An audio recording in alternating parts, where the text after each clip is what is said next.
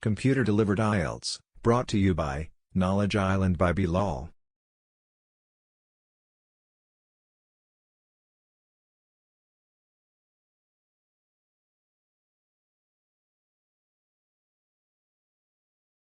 Change the volume using the bar in the top right corner. Click Continue when you hear the sound clearly.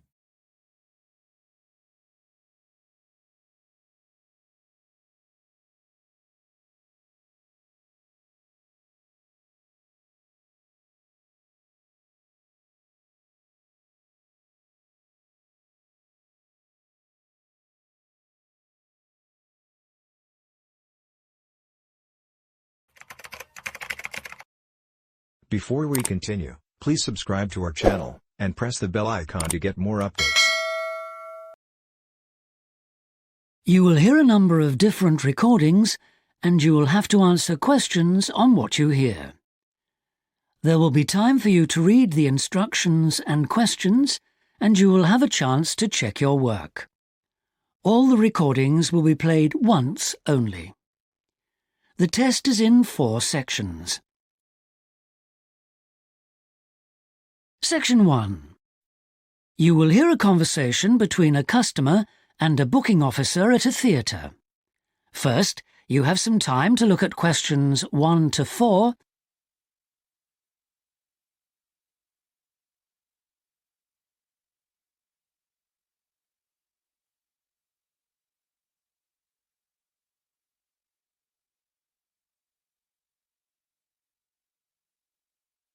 Now we shall begin. You should answer the questions as you listen, because you will not hear the recording a second time. Listen carefully and answer questions 1 to 4. Hello, Theatre Royal Plymouth? Hello. I'd like to make a booking, please. Yes. What is it you want to see? The Imposter. Right. And which day did you want to come? Friday the 25th.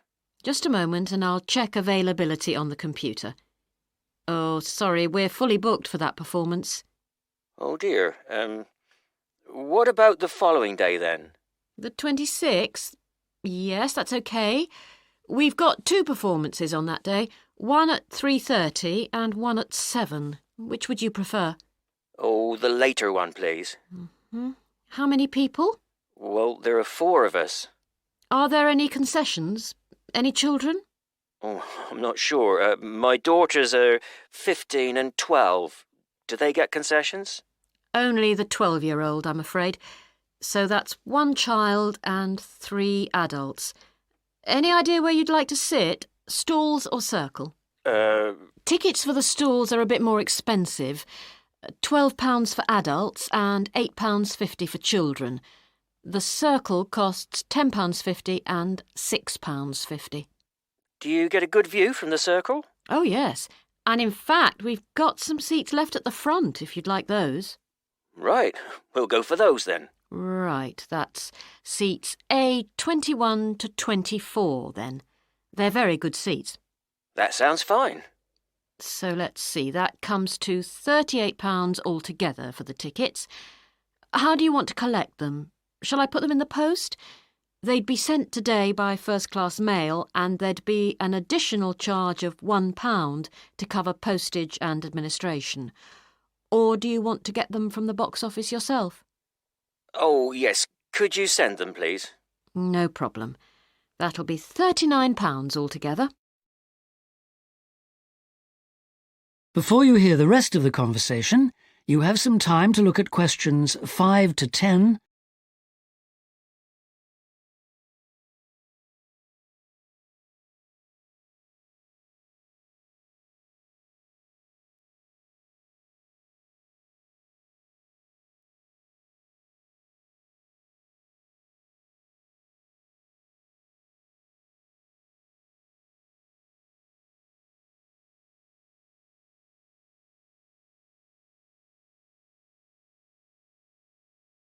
Now listen and answer questions 5 to 10. Could I just take your card details? What kind of card is it? Visa? Switch? MasterCard. OK. And the number? It's 3290 5876 4401 2899. 2899. OK. And the name on the card, please? It's Mr. J. Whitten. WHITTON. N for never or M for mother? N for never. Thank you. And now I've nearly finished, but I just need your address and postcode. Yes, it's 42 South Street, OK. Is that Plymouth? London. And the postcode? It's SW2 5GE. That's fine then. The ticket should be with you tomorrow. Is there anything else I can do for you? Yes, I was wondering if I could get regular information about what's on. Certainly. I can just add your name to our mailing list. Would that be OK? That would be very good. Yes, please. Oh, and there is something else, sorry. One of our group is hard of hearing, and I've heard that you can supply special headphones. That's right. As long as you tell us in advance, we can always do that. I'll book those for you now, and you can just collect them from the box office before the show. Thanks very much for your help. No problem. Thank you for calling. Thank you. Bye. That is the end of section 1. You now have half a minute to check your answers.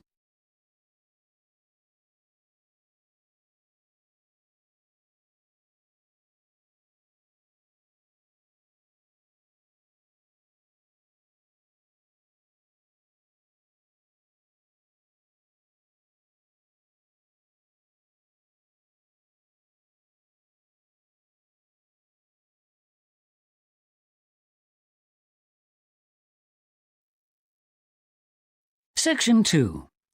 You will hear the organiser of a rock festival talking to the exhibitors and performers at a planning meeting. First, you have some time to look at questions 11 to 17.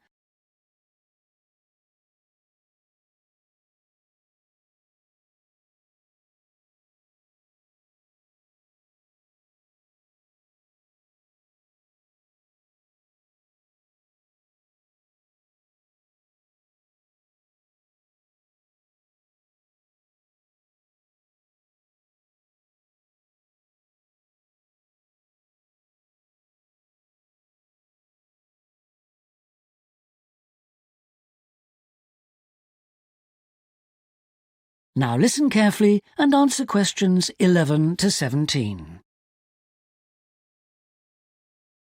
Good evening, everyone. I'm glad you could all make this planning meeting for what promises to be the biggest and most colourful free rock festival ever held in the South East. So whether you're a performer, a craft exhibitor or an artist, we all extend a big welcome to you. Could we turn first to the plan so I can familiarise you with the layout of the site, which, as you know, is an old football stadium. We're really lucky to have so much space this year. You can see the main gate at the bottom of the plan. Have you found it? That's where most visitors will enter. It's also the entrance for those taking part in the craft fair.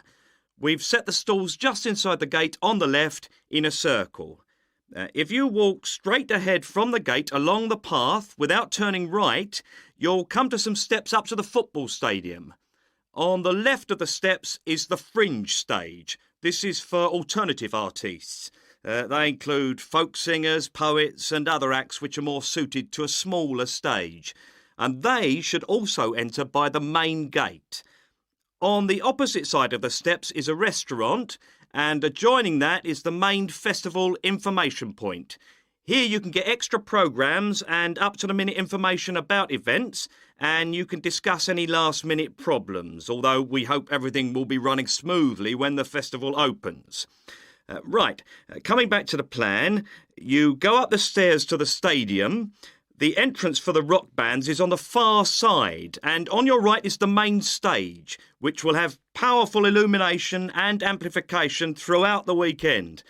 There will probably be TV vehicles adjacent, that's in this area only, for recording purposes. If you look at the outside of the plan, you can see a third gate for exhibitors, opening onto a side path. A little way down the path, before you get to the trees, is the building where the art exhibition's being housed. Then, finally, there's just one more building marked on your plan, quite near the main gate. It's divided into lock-up garages, so I hope you now feel quite familiar with the main festival area. Before you hear the rest of the talk, you have some time to look at questions 18 to 20.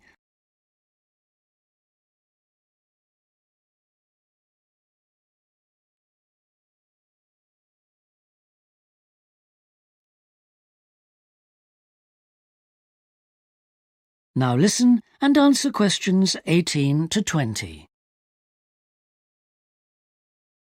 We also hope that you'll have received your welcome pack. In it, you should find 2 parking tickets for yourself and anyone assisting you, an armband to indicate that you are an official visitor, one of our brilliant yellow badges with the new festival logo, a festival programme, and several sheets of information that we'd ask you to study carefully before the event. Please could you note that all setting up of stalls, displays and so on should be completed by 9:30 a.m. and that, unfortunately, we won't be able to allow any vehicles to enter the festival area after that time. Yeah, it's a big site, but even a few vehicles parked in the wrong place can block the paths. With crowds of people, and we are expecting several thousand, this can merely be a nuisance, but if there's an emergency and access for an ambulance is blocked, the situation will become not just annoying, but also dangerous. And don't forget, it could be your mother or your child who needs help. Several exhibitors and craftspeople have asked us if any provision can be made for overnight storage of tables, chairs and display items rather than having to take them home and bring them again. We're pleased to say that a limited amount of space has been made available in the building near the main gate.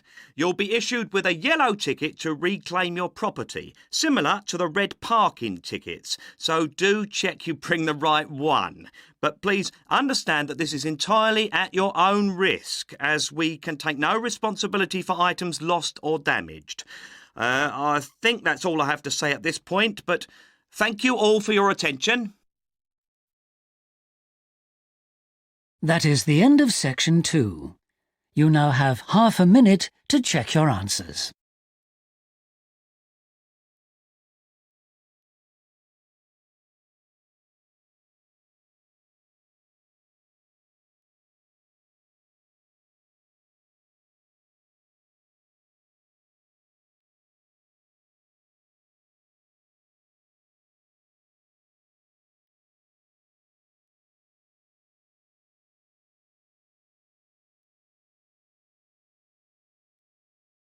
Section 3. You will hear a discussion between a business student called Marco and his personal tutor about the courses that Marco should take. First, you have some time to look at questions 21 to 23.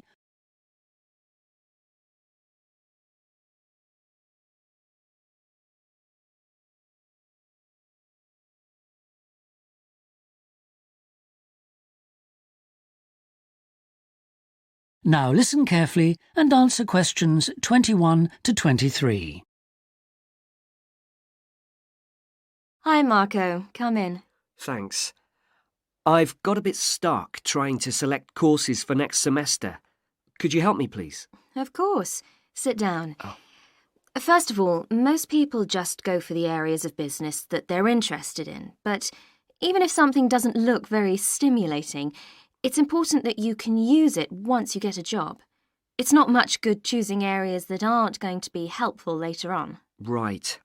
I want to go into management, so I'll need to think about that. And should I start specialising in a particular area yet? I don't think that's wise at this stage. It's better to aim for a wide variety of subjects, especially as management covers so many possibilities. You shouldn't be limiting your choices for later on. Yes, I see. You should also look at how the course is made up. Will you have regular seminars and tutorials, for example, as well as lectures? OK. Some of the lecturers are quite big names in their fields, aren't they? Mhm. Should I aim to go to their courses? Well, remember that the lecturers who aren't well known may still be very good teachers. I'd say we have a consistently high standard of teaching in this department, so you don't need to worry about it.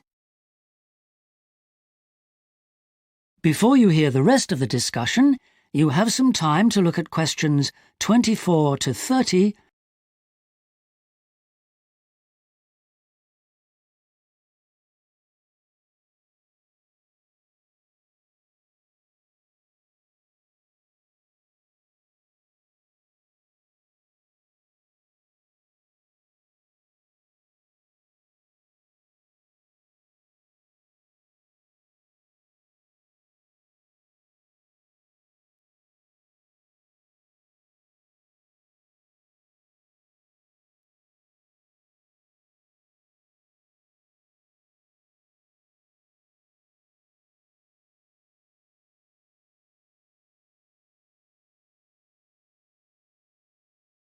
Now listen and answer questions 24 to 30. Good. Well, that's a great help.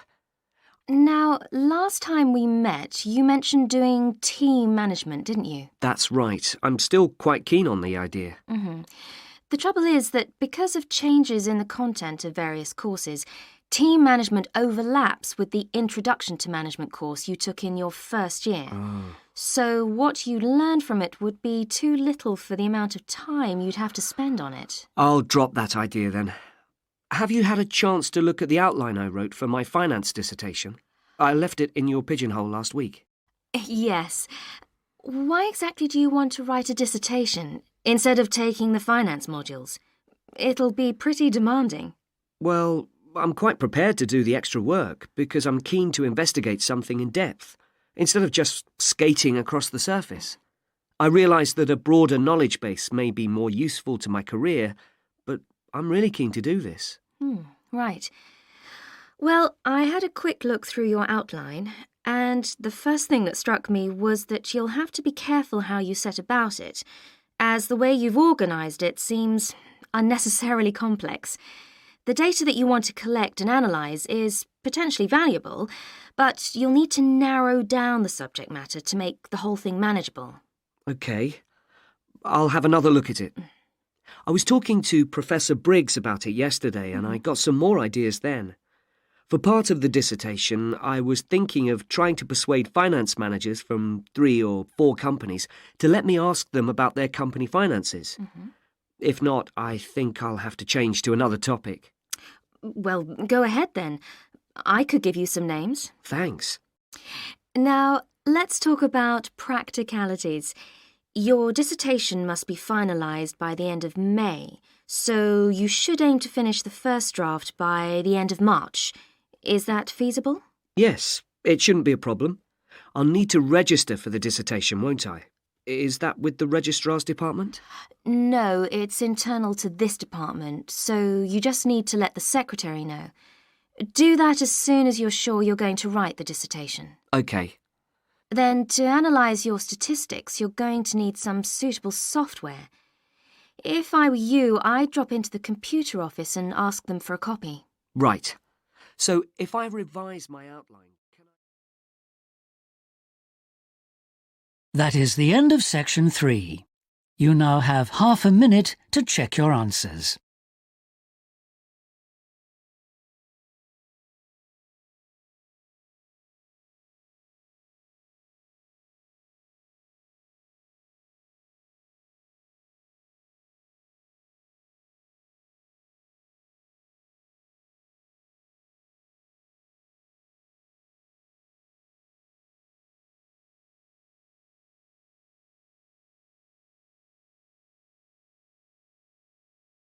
Now turn to Section 4. Section 4. You will hear a talk about a research project on the tiger shark. First, you have some time to look at questions 31 to 40.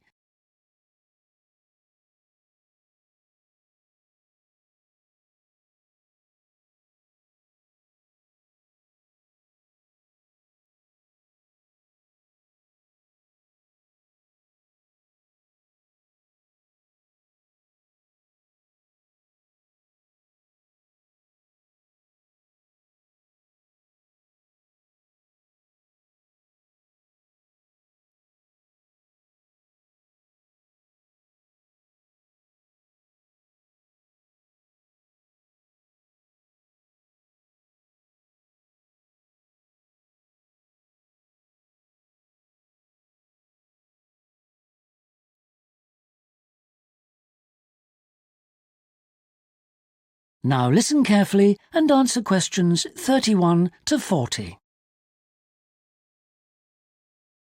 Good morning, everyone.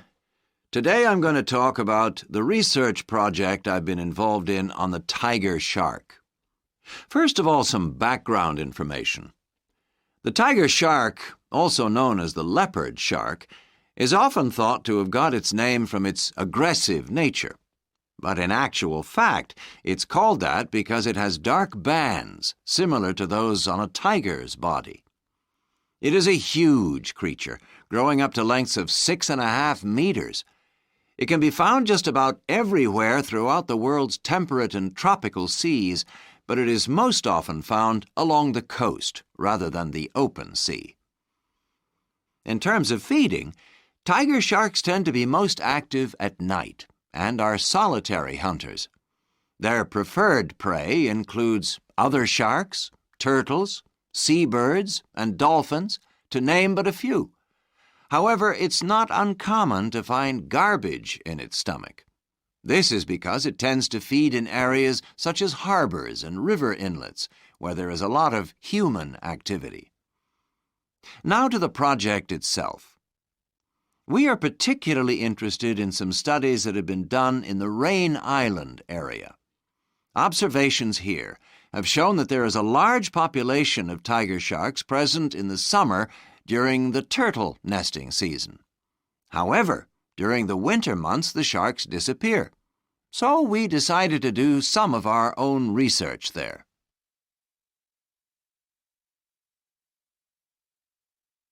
The first step was to tag a number of sharks so that we could follow their movements. To do this, we first needed to catch the sharks. Early in the morning, we baited lines with large bits of fish and set them in place. These lines were then checked every 3 or 4 hours. If no sharks were caught, the baits were replaced.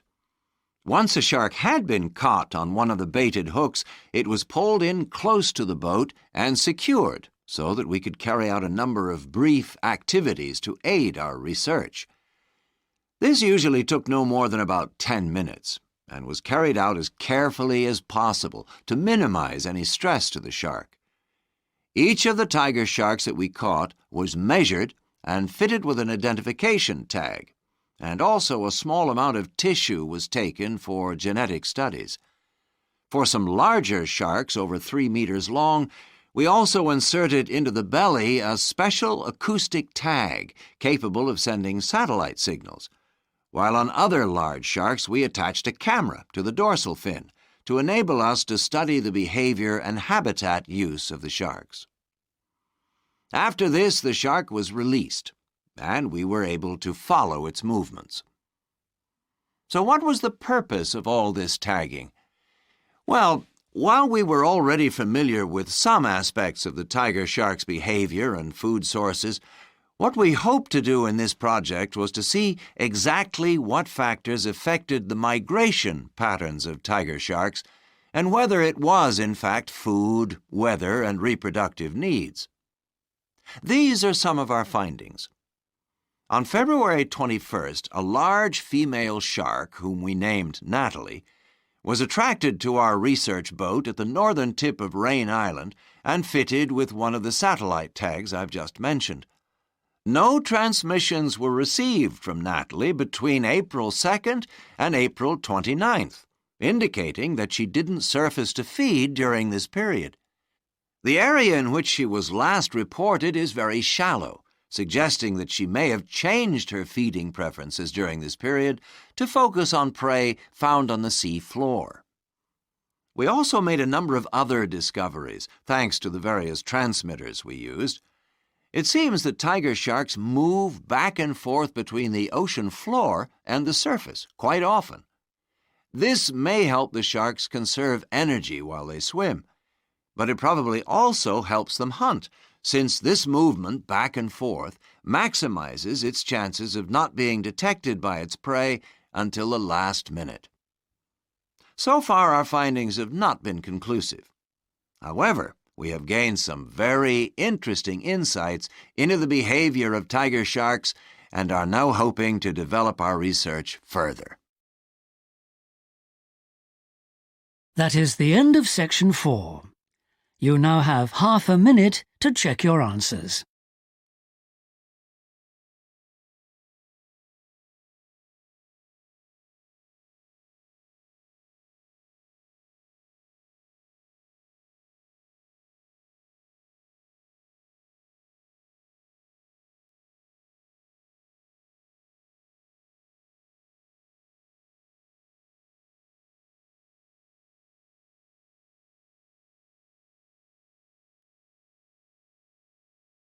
That is the end of the listening test.